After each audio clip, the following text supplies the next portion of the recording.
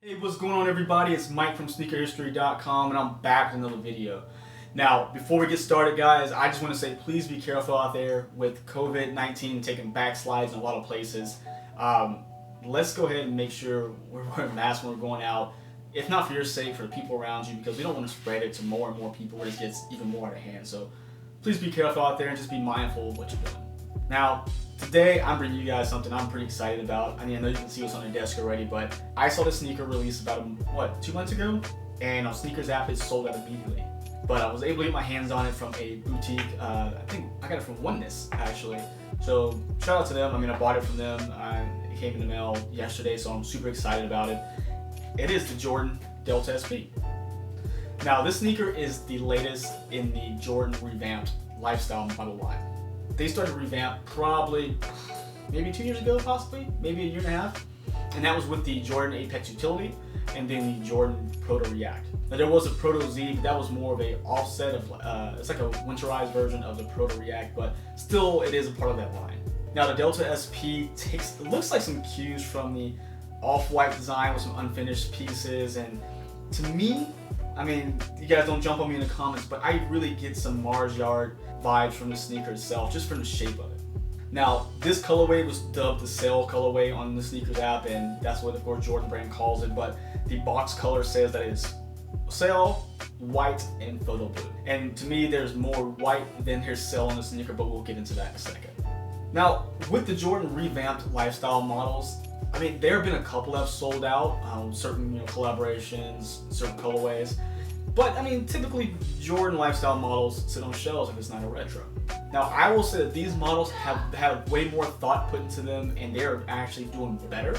Although, because I think they are produced at a higher clip than the actual retros, they do sit and and typically will go on sale at a certain point. But I think they're doing way better now than in the past. And this is a prime example because, as you guys heard me say in the beginning, these sold out on the SNKRS app, pretty much instantly. Now, I don't know if it's because it does have those design cues that do, remind us of Off-White, or maybe, like I said, to me, the Mars Yard, but whatever it may be, they're doing a good job in speaking of what the customer wants. They know that we want, something a little bit more wearable and something not as clunky, and, because sometimes Jordan lifestyle models are just kind of weird looking and didn't really translate well with the customer. But now we got something that everyone can, looks like, get behind at this point, and they have a hit on their hands. Now, the sneaker itself has zero leather on it, which is pretty cool. I mean, a lot of sneakers now, they try to put the fake leather on it, which just doesn't end well. I'm glad that they just went ahead and said, you know what, let's take out all the leather and just do something different. And again, this is something they were doing with the new Jordan lifestyle model, like the Proto React had zero leather, the Apex Utility, again, if I'm not mistaken, has zero leather. Maybe like a patch here because they had a Jordan 1 upper, but other than that, I think it's zero leather as well. So everything is a man-made material, starting with the, look like a woven mesh up top. And it reminds me of what they use on the React Element 55, but way stronger, because the mesh on the toe, or actually the mesh on the entire Element 55 is super flimsy, and I didn't like it. It just looked terrible after a few wears. But this is backed way better, and I like it way more. Now, you're gonna have this really, different material on the, looks like, let's see that, like as you get towards the toe box on the medial side and the lateral side, but you can't see it on the lateral side because it has a covering. But the medial side, it looks like those indestructible envelopes that you can't tear them ever. It's like really wrinkled material, and it's actually really cool, and I like the fact that they've used that. Just something different, something we don't typically see. Now, the same material is present here on the toe box and on the lateral side here, but it's covered with a plastic overlay. I guess just for high wear purposes, it's there to make sure you don't tear through it, but these aren't performance shoes, so I don't see that happening. The worst thing I see is that you get a little yellowing, which I think with the Sail coloring, those hits are eventually gonna look good when they turn yellow. Now, one cool detail you see here on the lateral side underneath that plastic overlay is that 0023 written out in blue ink. It looks to be handwritten. I mean, probably machine done, but it looks to be handwritten in blue ink, and reminds me of saying something you would write on a prototype or something you write on blueprint. So it's really cool to see. Now, you'll also have this same plastic covering present here on the heel cup, and underneath it, the same paperish material that has the futuristic Wings logo written out in blue lines, which again looks handwritten and just a really cool aesthetic. Now we jump into the laces here, which are flat white lace with look like a very light wax coating. Really cool, basic but looks really nice on the silhouette. The tongue is going to have like a photo blue mesh covering, but it has an exposed foam on the tongue. The tag on the tongue is going to feature again, looks like to be hand-drawn Jumpman in blue ink in that 0023. Or I'm sorry, 00023. There we go. Sock liner here is going to be done in a all white, but the inside, I couldn't pull it out earlier. It's stuck in there pretty good, but it's a cork insole. But it's only a layer cork. It's not fully cork. It's just on a traditional foam you typically see in a lifestyle shoe, but it shows, I have to get a better shot, but it shows how the traditional Wings logo has been transformed into that futuristic Lines logo.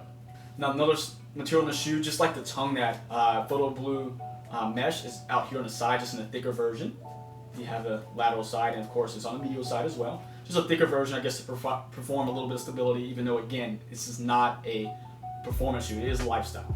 Now the lacing system is actually pretty cool because it looks just like the pull tab on the back. Everything is just set up here. If you can get a little closer, it's just set up there, kind of off-center design, and really nice. I like it.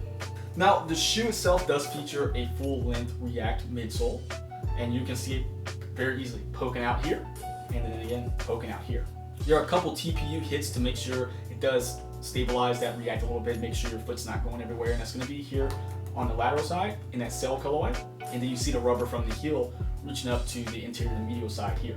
Now if you flip the shoe over to the outsole, you do have that milky rubber, that off-white color that covers portions of that exposed React here on the toe box, or sorry, on the toe, not the toe box, a little bit on the lateral side, and of course surrounding the heel. So those high wear areas are covered in a milky, translucent-ish foam, or I'm sorry, rubber, and then you have your Jumpman right in the middle of the exposed React foam here. When reading descriptions about the shoe, it claims that the more you wear it, the more it forms to your foot. So I haven't seen many descriptions like that aside from things like, you know, guys remember the Foam Posit, of course. The Foam Posit was one of the shoes that the more you wore it, the more it formed to your foot. So I am curious to see, the more I wear it, how it's going to become more comfortable, because that is the claim by the brand.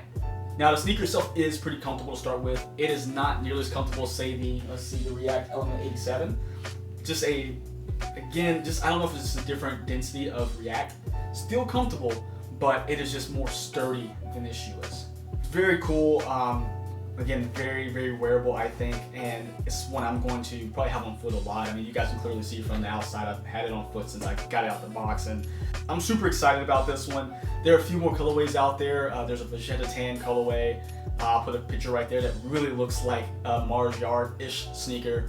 There's also a black colorway that has a gray React midsole, which looks cool, but I think this one was my favorite of the bunch. Now, what do you guys think of this sneaker? Is something that you're willing to try? I mean, hey, it's a Jordan lifestyle. I know a lot of people aren't about that. They're all about retros, but let me know what you guys think. Again, this is one of my favorites so far this summer, and this will be featured a lot on feed. But let me know if you like it, you don't like it, or you already have a pair. Just let me know down below. And please be sure to like and subscribe. That helps the channel grow. And make sure to follow me on Instagram and Twitter at MattWatcher789. And then don't forget to follow us on Sneaker History, and then a Sneaker History podcast, where we've actually switched days now.